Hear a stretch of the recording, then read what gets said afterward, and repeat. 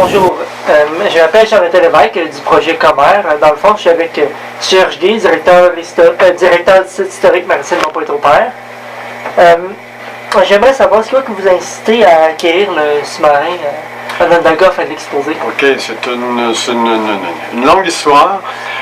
Bien sûr, moi je suis ici depuis une trentaine d'années. Ce qu'on avait depuis l'ouverture, le site historique racontait l'histoire de l'Empress of Ireland. Mais d'année en année, la fréquentation variait beaucoup. Des fois, c'est juste les questions de météo. Un mauvais été, on a moins de monde. Tout dépendait. Alors, on voulait trouver une attraction vraiment qui ferait en sorte qu'on pourrait attirer beaucoup de monde. Et cette idée-là, en 2000, les trois sous-marins que possédait la Défense nationale ont fait en sorte qu'ils étaient trop vieux. Ils ont été mis en arrêt. Alors, un copain a amené cette idée-là de voir si on ne pourrait pas acquérir un sous-marin. Alors, on a fait plusieurs études. On est allé en voir en France. On est allé en voir trois en France, comment ils fonctionnaient, quelle était la fréquentation, un peu tout ça. Et puis, de fil en aiguille, on s'est aperçu que c'était un produit qui attirait beaucoup de gens, autant les jeunes que les plus vieux. C'est une attraction qui est vraiment unique. C'était la seule à l'époque au Canada, quand on a ouvert le sous-marin en 2009. Donc c'est vraiment à la recherche, on était à la recherche d'une attraction qui se différencie pour attirer plus de monde chez nous. Quels sont les différents attraits touristiques que vous offrez? Bien, ici, il y a vraiment trois attractions. Il y a la station de phare, qui est un phare assez particulier, un des plus hauts phares au Canada. Le phare de Pointe-au-Père, qui a été construit en 1909.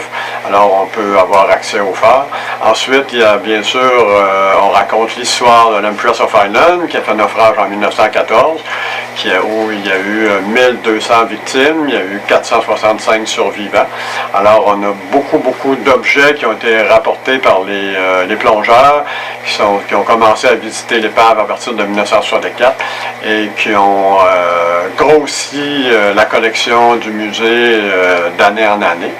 Et la dernière attraction qu'on a installée en 2009, c'est celle du sous-marin Onondaga. Quel type de clientèle vient le plus souvent visiter le site?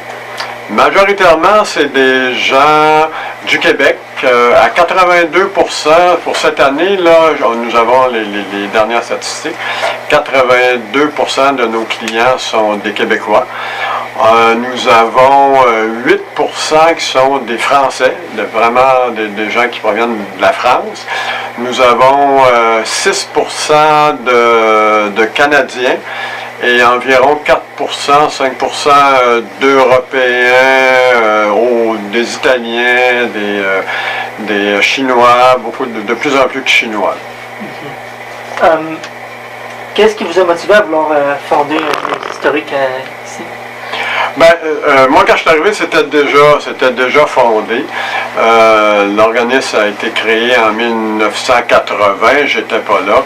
Moi, je suis arrivé en 89.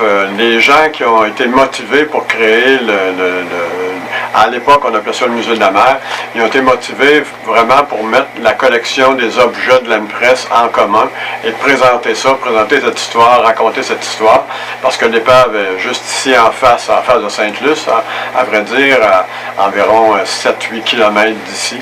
Alors, les plongeurs de l'époque voulaient faire connaître cette histoire-là, et c'est eux qui ont, en mettant leur collection en commun, ont développé un musée qui s'est installé les 2 premières années à l'Institut maritime, et à partir de 1982, en association avec Parc Canada, le musée s'est installé dans les maisons du gardien.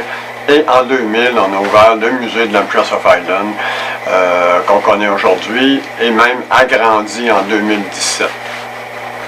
Parfait, merci beaucoup. Ça fait plaisir.